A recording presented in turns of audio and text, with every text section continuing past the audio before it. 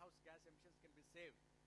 Like, if I just show that, say for example, the highest is about cement construction of cement concrete pavement. All these numbers, I think they have got it from software using some programs. And the implication in this is that if you have a rural road of 5.5 meters wide, then there is a thickness reduction of about 45 centimeters. It can save a lot of aggregate, about, say for example, 5,000 tons per kilometer. Of course, it can vary, and I just a number here. This also leads to about 57 tons of per kilometer of greenhouse gas emissions, which is something quite significant. We have been working with KRRDA on a research project in this, and I will tell you some more methods that we have. Another design method, actually, as I said, we have an IRC method. We have another method that we have. Actually, here the confining action is not there. It is talking about load distribution. In fact, we have a simple equation, equation which will tell you about the effectiveness of the geocells and what is the height. Of course, this depends on the load repetitions and improvement factors and all that. And this is an equation that, I think you don't need to worry about the equations, but this can be used in a simple Excel program to find out how much of the thickness of reduction one can obtain. That's what it is. It has the load repetitions, it has the properties of geocells and all that. And we took some sort of information that's available from a geocell company, like height is about 100 mm, the elastic modulus is known, and we are trying to look at different, its influence, how does it help. So what we did was that, again, like I showed you in the previous design method, that if you have a properly designed geocell material, the thickness of the GSB can be reduced drastically, okay? And is a function of the load repetitions, and it's a function of the CPR of the soil, and even allowable rut depth, because we are talking about unpaved roads, and it's quite significant. And so the study shows that the geocell reinforcement or a confining action does help considerably. And what I want to show you is that from experimental results, I think, many people would be, in fact, they were asking, I think this is the first work that we have done on this type of work. Like, we're trying to, is an GSB grade 3 material, and we did a cyclic loading test, plate load test. And you can see that this is the setup, and we apply about 3,000 cycles here. And this is a closed view. We monitor settlements, we monitor the stresses, strains, everything. This is a typical compaction curve of the material. And you can see this is a very good result that I think for the first time you have in India, where it will clearly show you that the unreinforced 300 mm the GSB has lot of deformation. Maybe you can see that from 0 to about 60 mm it is going. But then the same 300 mm, if it is confined, the settlement is in the range of about less than 20 mm, at the end of 3,000 cycles. And other interesting observation is that if you have 150 mm the GSB and with confinement, you can see that the response is same. I don't have a pointer here, but you can see that the response of the 150 mm plus reinforced and 300 mm unreinforced, they are very similar. And the other thing is that its reinforced one is much flatter compared to the one, because rate of increase of settlement is very high in the case of unreinforced case, whereas in the other case it's somewhat parallel to the first one. So one can really come out with various combinations here, and clearly this particular result shows that geocells are very, very effective in reducing the thickness and also increasing the performance. The other one, the rutting is a classical phenomenon that we have in the pavements. It can be seen that even in deformations are going to be quite less, and we call it elastic deformations and plastic deformations. We need to separate them out, because elastic deformations are recoverable. Once you move, vehicle passes, it comes back. But then plastic will be very, you cannot recover. So deformations are, here also you can see that in the case of 300 mm or 150 mm reinforced, and is same as 300 mm unreinforced, and then the one that has the 150 mm reinforced is much better in terms of deformations. And as I said, elastic deformations like rebound, the variation of rebound is quite less in the case of geocell confined road. That means that more riding comfort is there, whereas in other case it's much these are all even the load displacement curves that we get from static conditions. These are all the load displacement curve, the results that we get under the dynamic, the load penetration, the what is called deformation control conditions. So we try to put in terms of the traffic benefit ratio. Actually, results clearly bring out that the geocells are going to be very, very effective in trying to introduce some sort of confining pressure and then increase the performance. And I would like to show you some case studies, and also like this is a typical material that we have. Of course, there are many companies here, and in fact, you can create your own geocell. It's not a, like this is the way that's the stretch, and you can see that the GSB material is being put, and you can see that it is being spread. You can see that the work is being done, and of course, even while traffic diversion on one side is possible, and then reconstruction is possible on one side, and this is a completed road. And another case study in Karnataka where the road is so bad, but then they were able to reclaim and then do a good road here. This is again Hangal. Then original, the another highway, again State Highway 46. Again, it was able to, they used the geocell. What I'm trying to show is that they didn't have any design methods. They know that it works, and then it helped them. So, like again, one more State Highway 30. Again, they have used this. You can see that the bad condition of the road, and again, material is laid, and completed road is there.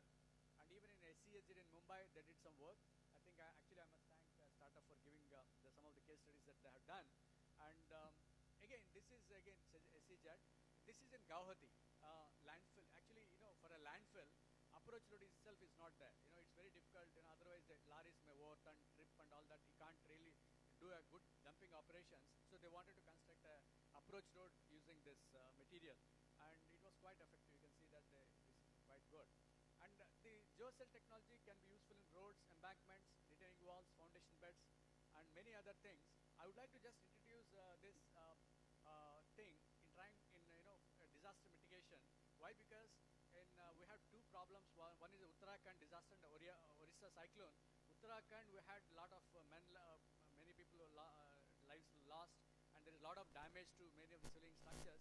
In Orissa, we are very happy that people are saved, but the structures are still bad.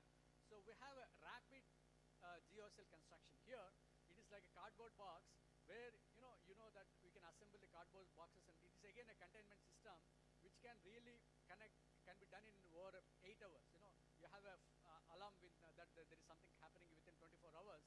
In 8 hours, you should be able to do something like protection systems, road construction, anything. So this is how it is done. Like these all iron sheets or any plastic sheets one can have. It's like a cardboard arrangement, but you should design it properly. And it can take 2000 kPa. It can have a very high strength as well.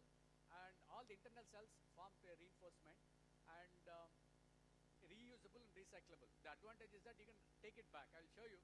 You can see that it's very strong here, structural strength. You can see that in this particular application, they were able to construct a flood protection wall. Here, they're trying to fill up this material next to the structure. You can see that this particular structure is being saved from the threat of the flood, and the work was completed in no time, maybe 8 hours or something. So the advantage is that it can be removed and reused, and this technology has, it's very simple. Only you have to design it in a proper way. And people like, people from BRO and many others, they should be able to use this technology. State government should be able to use. And of course, in terms of the policy framework, we should have certain ideas on this, and we need to have savings in soils and aggregates. We need to have encouragement in terms of incentives.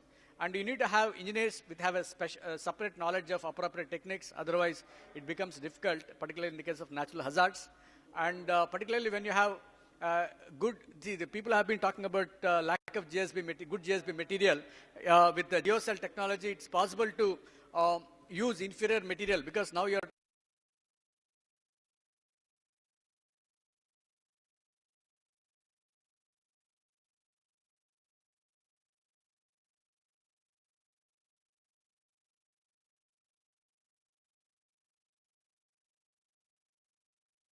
to do it, and I hope that I think at next list in coming days we'll take them seriously. Please conclude in next 5 minutes. Thank you very much.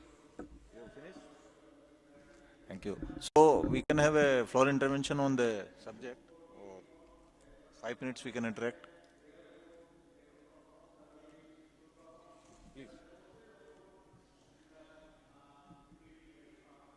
Thoda mic. Can I request the organizer to just give the mic?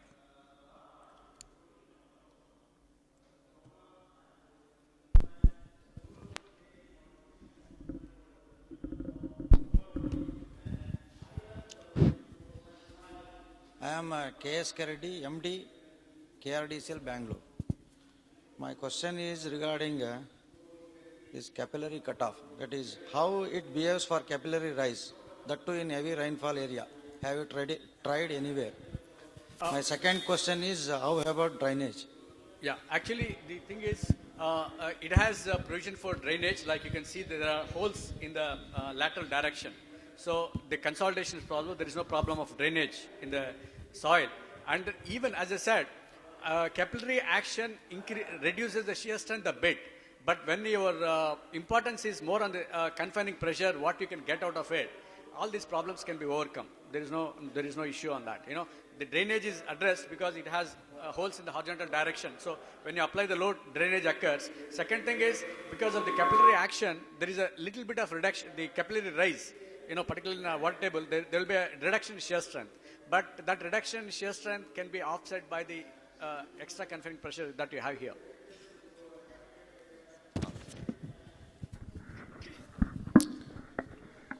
I am Jai Gopal, Managing Director, Struck Geotech Research Laboratories, Bangalore. Regarding these design formulas, even we want to use these geocells, it is represented not possible because of the non-availability of any standardization or the formulas or whatever, because the material being a absolutely new one. And so suddenly, suppose we use it somewhere, something goes wrong. Mostly these are all used in the government jobs. So that's one problem, how to design, make it a easy one. Yeah. That's my first question. Second is geocell only for the reduction of GSB, or it can be used any elsewhere? Can it be used in the rigid pavements? With two types. One is for the low strength concretes where M10 around, or can it be used for the very high strength concrete so that the pavement itself get converted into a pavement block like when it's finished, and it will be acting on its own, something of that type? Yeah, actually, I think it's, I must thank Jagopal for two interesting questions. One is on the like design. The design, yes, actually we have based on IRC latest guidelines only we need two inputs. One is how much of stiffness modulus and composite E value. E value has to be given because the IRC code talks about E values. So you can calculate the E value because of the geocell. Once you put in that and then calculate, then it will be all right. The second question is, can it be used in the rigid pavements? Actually, I think there are certain trials where the geocell can even reduce the reflective cracking and some of the other things that one can notice in certain pavements, and it is also helpful. But not much work has done on this, but I'm sure that it also helps in the construction of rigid pavements as well.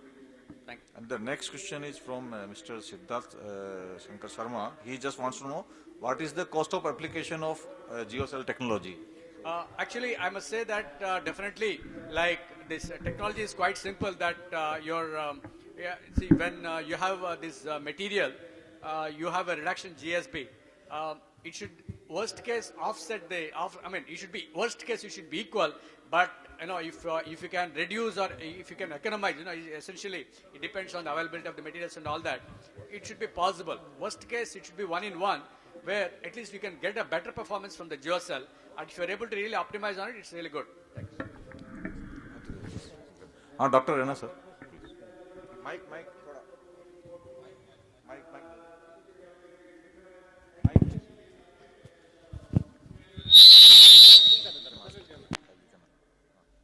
Let him ask after the next one. Hello? Yes, one question, please. So, how does this type of road will behave in the waterlogging area? Because Assam suffers from lot of rain, and at times that roads are covered with water. Yeah. In that case. Actually, the thing is, it should, in principle, you know, it has a provision for drainage. Okay. See, the thing is, when it is up, and then we have to design for the worst conditions. Whatever is the shear strength of the available soil it has, then how much of extra confining pressure you have to give. That is a design, that I gave a simple formula. Then how do you get it? If you're able to follow it and even the minimum sense, I see that the performance is much better than, you can imagine a GSB material in the soaked condition so worse. So it is much better. I mean, it is definitely better. That's what I think. Dr. Enoch, Could you tell us what is the kind of degradation of the elastic properties over time under moist conditions? Yeah, actually, see, the thing is, I have, with time, there are certain, we have creep properties of this, Your mic. Yeah, see, the thing is, the elastic modulus with time, you can get from manufacturer, they will have the record of how the geocell behaves with time. They have to do what is 1,000-hour testing, 10,000-hour testing. Under E value they should get. That property, if you take that E value, which is a very long-term E value, which actually E value should decrease with time and temperature, we will take that value. So for example, 15 years is the end of this thing. We'll take that value and then design. I think How much rest is of the reduction? one more question, and then I think we. How much is the reduction? Pardon? How much is the reduction? Actually, see, it depends. It could be about 40-50%. Because it's a polymeric material. It's a polymeric material. All geosynthetic materials have creep effects and these two effects. So, but then they give all the properties. See, initial value may be high, but then you have 30 years, 40 years, you can extrapolate and use only that. That's what we do even in the reinforced construction everywhere. The design principles are same. We should see what should operate at that last point. Yeah. Sir, good morning, sir. I am Executive Engineer Jagdish from BRO. Yeah. My point, it may be little irrelevant to this paper, Yeah. but it is to the geotextiles only. Yeah. We use geotextiles in embankments also. Yeah. And soil may contain so many chemicals and minerals Yeah. and metals like iron, etc. Has any research been done on this, that what is the durability effect of these chemicals on these geotextiles, sir? Durability, actually, see, the thing is, when you have some of these materials, like you have, say, chemical composition of the soil is known. So, if it is an aggressive environment, we have to choose a proper material that should, the geotextile, we have different types of geotextiles again, polyester, polypropylene and all that. We should choose a material that is not so, so that aggressive environment is not affecting it. And most of the polymer materials, they're in fact designed based on those principles. So, based on that, we have some stress reduction factors that can be incorporated based on the condition of the soil that you have with the partial factors of safety approach. No, but that brings me to the other question. In case you feel that after 15 or 20 years the properties are so reduced, how much you have still to tell us? Yeah. With that, then is it cost effective? Yeah, definitely. See, our roads are even not good for 6 months. No, that's no excuse Okay. for doing a better job than that. No. I mean, if the roads are better, how do you do? May I the thing request is- we can interact Sorry, during can you the tea time. use the mic, please? Yeah, I think, it can be done. In fact, I agree with you, but there could be a degradation. And, say, 15 years, if it's able to serve, I think we have to... No, sir. No. That's not the answer I want. Because Yeah. I know in case of web soil, we had subjected the French. I went there to attend, just to Yeah. see as an onlooker. Yeah. The strength of the polymer Yeah. strip, Yeah. tension strip, Yeah. under continued immersion, in 2 years' time, it reduced to 40%. Yeah. So it was given up, it was banned. Now you're not giving any definite answer. You're See, just the thing rolling is, the let me- answer. you're right. See, the thing is, I cannot give a definite answer because we don't have a record for 15 years. Like, like somebody 10 years, 5 years, people have done. They do for 1 year, extrapolate it to next 5 years. Like in a logarithmic law is assumed to be valid. And people have to do that, it's most of polymeric chemistry. No, that's not an answer, sir. That's Dr. not an Rana, sir, answer. can we have it during the Yeah, tea time because we are running Yeah, behind the that's not schedule, the and rest of the I'll can't request use the Yeah, I other think we people can to clarify, interact during tea time. Yes, life is 100 years, but the capacity is reduced by maybe 80%. Our next paper, paper number 603, landslides, hazard, database and inventory focus on a suitable methodology for India by Sanal Pradhan, Dr. Kishore Kumar and Dr. S. Gangopadhyay, Director CRRI. May I request Dr. Kishore Kumar to start.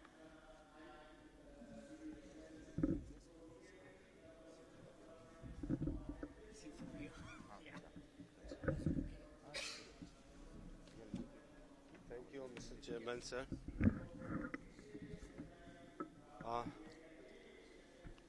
As you May I see, request the you to title conclude of in my next 25 minutes? paper is Landslide Hazard Database and Inventory. In fact, at the outset, I would like to thank IRC and also the committee who has selected this paper as a discussion paper. At the time when we are dealing with the rehabilitation and restoration of the roads, most of the highways in Uttarakhand after Uttarakhand tragedy. And I find it's a very opportune time to discuss some issues which are very pertinent to disaster, particularly on landslide hazard disaster in our country. Is it laudable? Or can you hear all? I think it is better either you slightly increase the volume or... Are you able to hear me?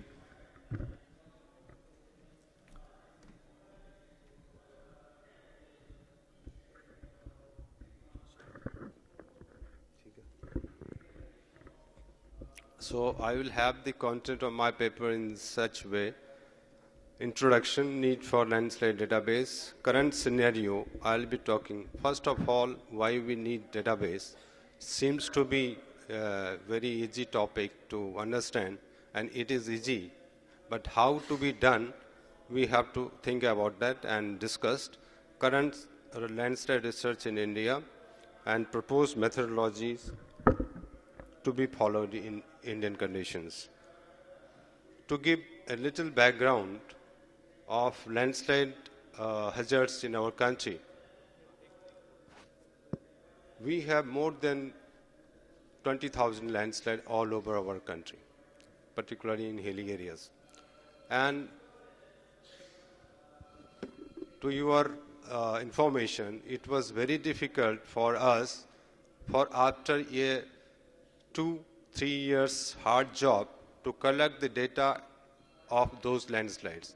We were able to collect only 4,000 odd landslide database, which is partial in nature. Not all data are there. And we were able to locate those landslides on India map, and rest of the landslide, the data, though we have got, for want of information, it was difficult to even locate those landslides on the India maps. Apart from that, the landslide recently happened in Uttarakhand, that is more than 2,000 landslides, are not the part of the database.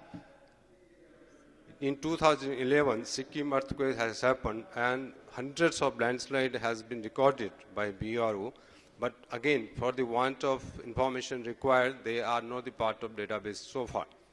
The point I am highlighting is that until unless you have the database, it is very difficult to proceed further for landslide hazard and mitigation strategies. To just for your information, quickly I'll just give you few data that India ranks second out of 162 countries as far as population is exposed.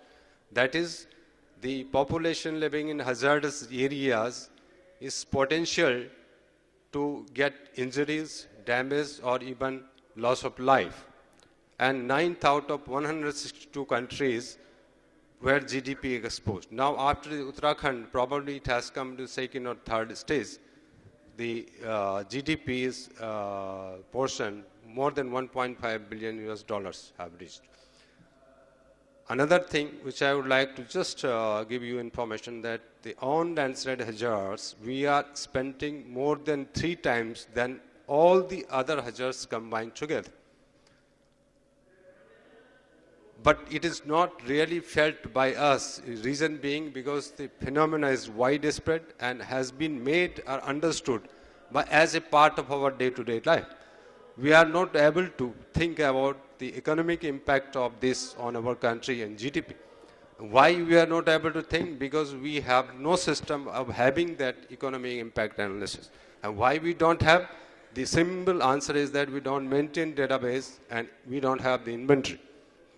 Another one, 30% of landslide in Himalayas, of course, including northeastern regions, and most of them are on the highways of the region of our Himalayan and northeastern region. As you might be able to see here, some pie diagrams are there based on the distribution of landslide in different states, but they are just typical landslides.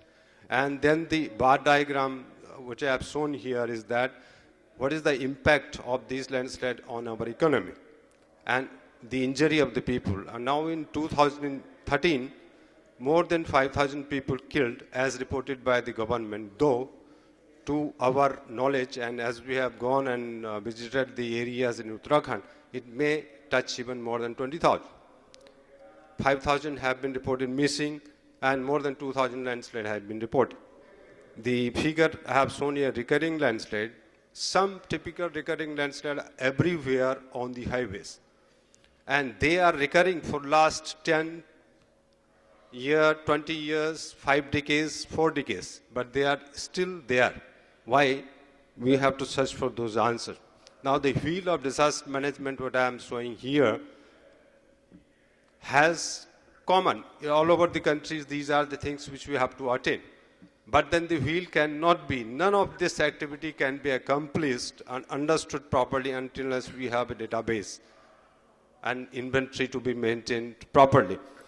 Why? Because it provides, it's just a tool which provides us landslide hazard assessment, land use planning opportunities, emergency management, development of early warning, and so on and so forth. Then it also provides us information relating to temporal and spatial distribution of the data. Unless we have that, we cannot plan our activities as far as disaster mitigation is concerned on the highways. Similarly,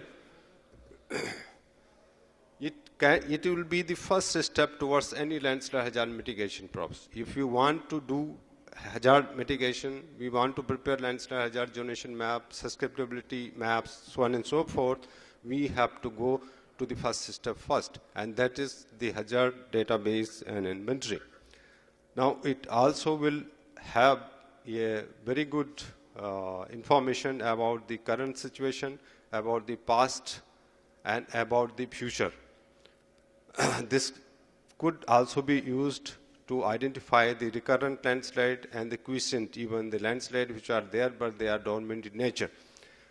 It can also be used for doing the vulnerability and risk analysis.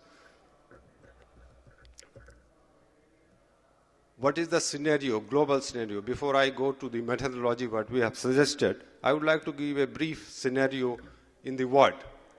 We have to evaluate the landslide hazard and risk assessment. There are many databases compiled and have been attempted in more than 24 countries. And some of the countries I have mentioned here, 60% of their databases are being updated after every event, smaller or bigger, particularly significant event. In our country, we don't have these kind of system. And there is an attempt by the world-wide landslide databases being created by UNESCO. And a lot of data has already been gathered, but there is no data which tells the story about the landslide in India.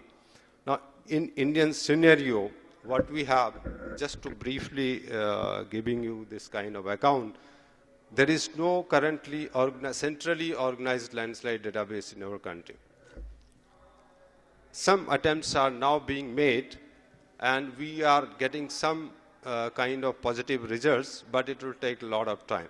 Less efforts are made on the provision of systematic information base, lack of standardization, varying scales of information and inconsistent record of data, different perception of the landslide problem in different states. Some states, they don't see it as a part of problem. They say it's a part of road development. If we have to construct, we have to face the landslide. That kind of attitudes are there. So there are in certain cases, the things are taken seriously.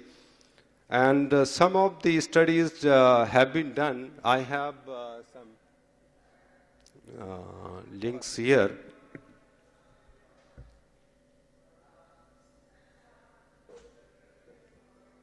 Some studies by space organization are being done. Now, they have been done for years there, but not used by the planner at all. Because neither the planners, policymaker know about this, nor there is any interaction and coordination among the agencies. CRRI has been doing some of the things, though I'll speak a little bit later about that, but some of the database structure has been prepared, and we are now in a position to update whatever we have done and then load the data in those databases. If time permits, I'll talk about that in a little bit later. Some of the, just for summarization, there is a comparison of information collected by different countries. And what we have decided, we will scrutinize, we will process all the cases of all the countries, and then we compile a database structure for ourselves which suits to our conditions. And in that process, we have gone through this, and then a table is in front of you where different countries, that Australia, Czechoslovakia, then Slovenia, Italy, France, Australia, and so on and so forth, have compiled their data in this format. And we are going to also follow some of such formats. What is the problem in our country is that there are mushrooming of organizations these days which are working on landslides. And the right hand doesn't know what his left hand is doing. There is a lot of repetition also, and there is lack of standardization. So there is no matching, there is no coordination, and there is a problem. So considering developing its own system, every organization feels that they will consider their own system for landslide handling. And quite a few organizations are also doing good work, but it is not kind of communicated, it's not discussed, and it is not coordinated. We have widely dispersed and sometimes difficult to access data from the organization who are maintaining the data in whatever format. It's very difficult to get the access from them. So we have recommended a kind of database which will be national database, and I'll be talking about that. Now I have come to the methodology. The proposed methodology, what is being suggested here to this processing, after the processing of large amount of literature, as I already told you from international literature, then CRRI own experiences for working on landslide database and landslide as such for last 50 years since its inception in 1950. Then we have feedback from other organizations. And the database proposed here has been structured in such a way: data collection methodology, then data structure, database structure. I will be talking about these one by one. Web-based user interface and dissemination of the data. This will be web-based, online, so every user, policy planner, engineer, scientist can view the data and can take whatever step one is supposed to take. The end product would be GIS-based landslide database and inventory, and it will work as an online landslide hazard information and management system. So, first of all, we have to identify the source of data. And source of data to identify is very easy, but what kind of data and all that has to be known by us before collecting the data. So, as proposed here is that we should have a regional team which will be responsible for collecting the data, which can divide themselves in local teams, but the regional team will be responsible for collecting the data from all these account data mentioned here on your screen. And then there will be data organization and summarization done by the regional teams, which will have to report to central coordination team, where it will be data assembly will be done and processing of data in computation format will be done. What kind of data has to be collected? I'll not go through this in detail, but every bit of the information is required to be fulfilled in the format what is given. Now it's very easy. It may look very clumsy, very big, very detailed, but it's very easy also to collect the data by anybody. particularly the road engineer who are working on the roads, to collect the data and then dispatch it to the people whosoever will be maintaining the data. So these are certain kind of the inputs which are required to be there for to maintaining a quality database and inventory. What could be the database structure? It will be GIS based. We have to utilize the important tool, very modern tool of GIS, and then the data from remote sensing agencies has to be utilized for better output. We have to have a spatial information which tells us that where the landslide is located, and simultaneously the temporal information, the information about the locality where it is located, nearby a village or town or so on and so forth. Then what kind of layers of maps of, although a single landslide or maybe a number of landslides or maybe that region has to be there, provided by attribute data and socioeconomics data. How much time I have, sir? 5 minutes? 5 minutes. Then this will be a regional database management system, which will have to be functioning in such a way as I have in your screen put it this way. It will be GIS based, query based, so you can go to any kind of icon, get the information about that, and then ultimately this will be linked to web-based GIS. There will be geodatabases. As I told you in previous slide, this is the way it will function, and each data will have, for planning purpose, for example, you may have a different database management system within one server. Then you have a geotechnical database within one, and then you have also other databases. Then this will be maintained by ArcSDE, that is a kind of software module provided that is within GIS already is there. We need not to do much on that. And then these are the kind of informations like landslide general information, highway, road geodatabase information, hydrological.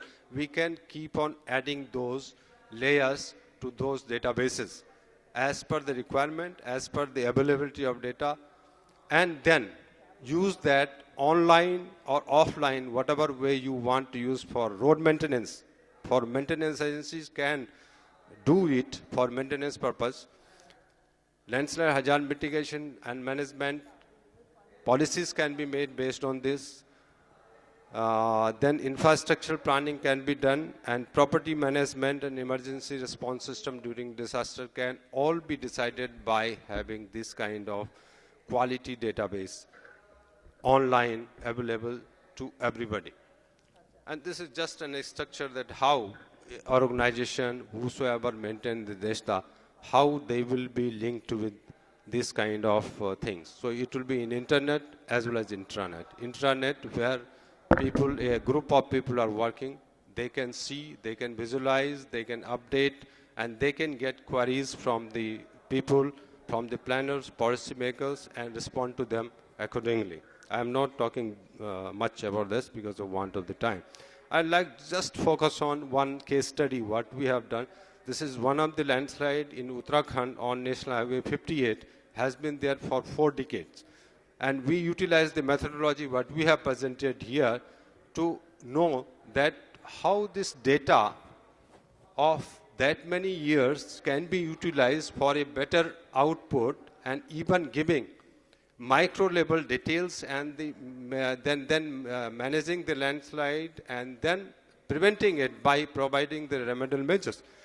These are such kind of things where we have utilized the GIS. I will not be discussing about it much in detail, but anybody who want to know about this information can contact me.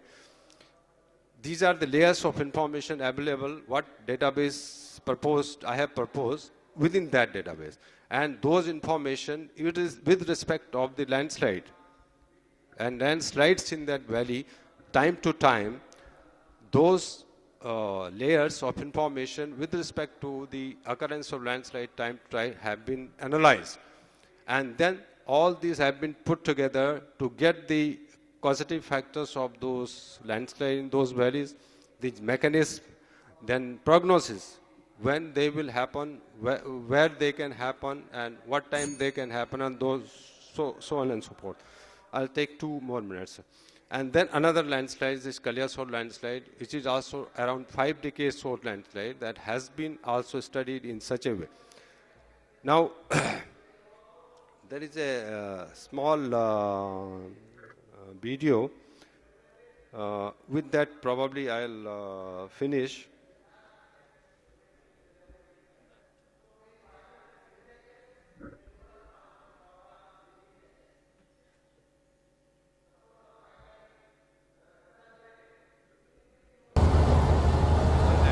About which I was just talking to you. We have applied the same methodology here. Same methodology we have applied here, and we could get a kind of package for BRO, how to prevent it. Now, it was not done because of the whatever present stability conditions are being noticed here, and investigation are done. But over the year, what has changed in the terrain, how the geology has functioned, how the terrain has changed. And then we have developed a package, and ultimately then probably it has not been implemented so far, but hopefully in time to come, these kind of things will be implemented, what you have already given to BR. With that, I would like to thank the organization, the chairman. Thank you so much. Thank you. Thank you for an interesting presentation. We can have another 5 minutes for intervention. Any of question?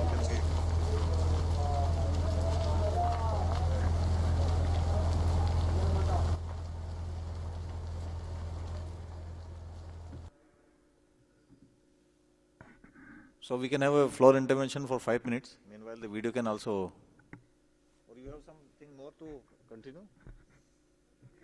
No, not much. That's what I have. If any questions are there, I'll be happy to respond. Would like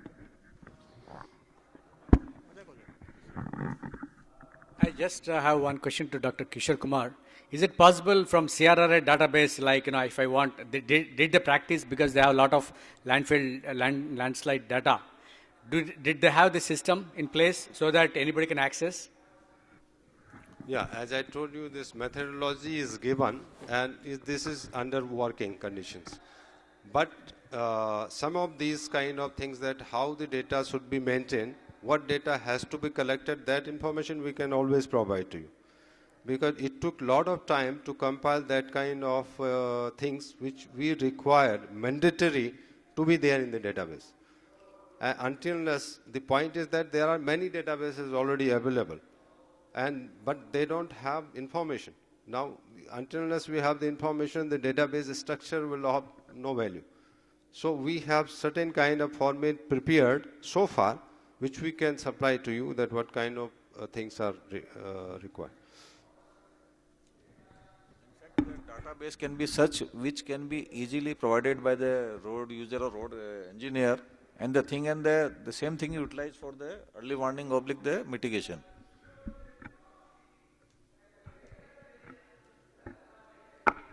Any other question, please? Then I'll request the co-chairman to.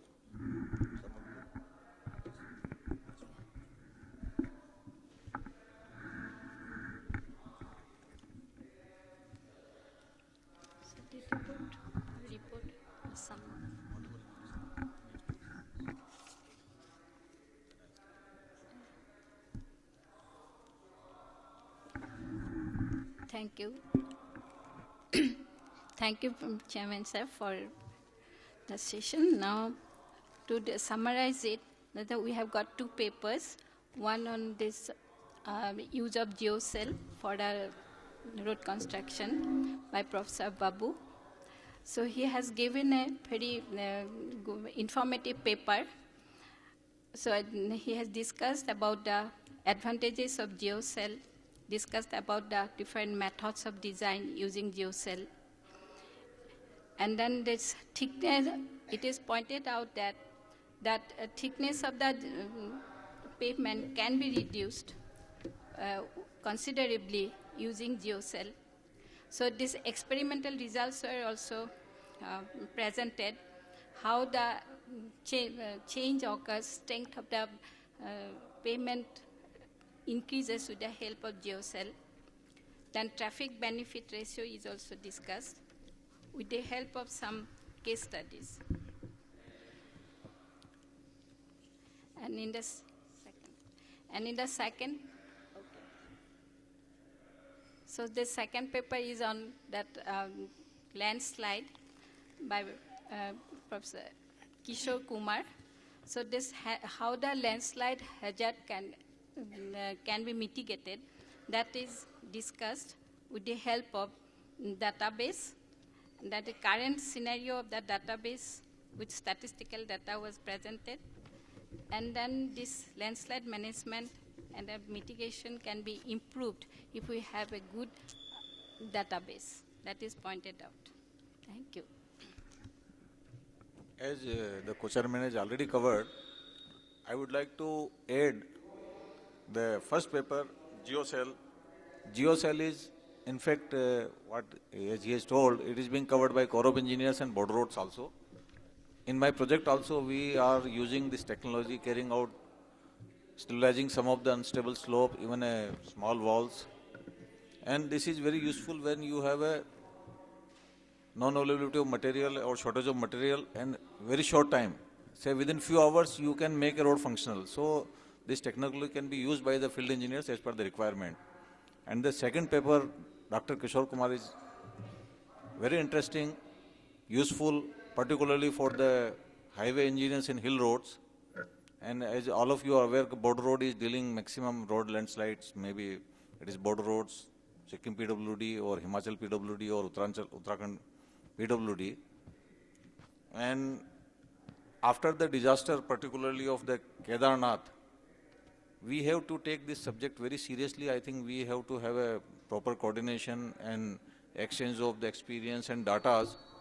And the stakeholders are GSI, CRRI, Border Roads, some of the state PWDs, and the space organization. If we all come together, we can create a standard database which is easily understood by the field engineers and you, the research institutes, and then we can have early warning system. Another lesson learned from the Uttarakhand is, with the change of weather pattern, there may be a cloud burst, glacial lake flow, maybe there, outburst may be there. So these are causing a lot of disaster in the area, and particularly due to land use pattern and human settlement. Some of the human settlement which have come on the path of the either flood caused by the glacial lake burst or cloud burst, or the assets oblique the property on the landslide path. In fact, as a chief engineer, Swastik 2012, we lost 12 people in my camp. The complete hillock came and my complete camp got buried. After that, we took the exercise. We should identify, we should not wait for disaster to happen. So if we find that some of these assets are on the vulnerable path, we must relocate. And unfortunately, this thing is not going with the well with the civil administrations, and whenever there is some mishap occurs and we lose property as well as the precious human life. So as a highway engineer, as a CRRI scientist and GSI, we have all to come together, find out the best possible solution to mitigate the problem. Thank you. Thank you so much, sir. Now I request Mr. S. Besborua, Executive Engineer, PWD NH, to give away the memento to our respected Chairman, Shri S.S. Porwal by IRC.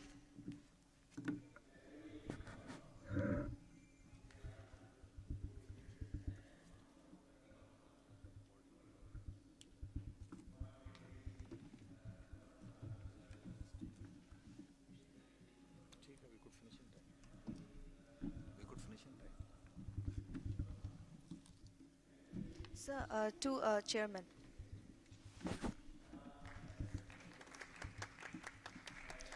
Again, I request Mr. S. Besborua, Executive Engineer, PWD NH, to give away the memento to co-chairman of the session, Mrs. Bibha Das Hoikia. Once again, I request Mr. S. Besborua, Executive Engineer, PWD NH, to give away the memento by IRC and PWD to our author, Dr. G. L. Shivkumar Babu.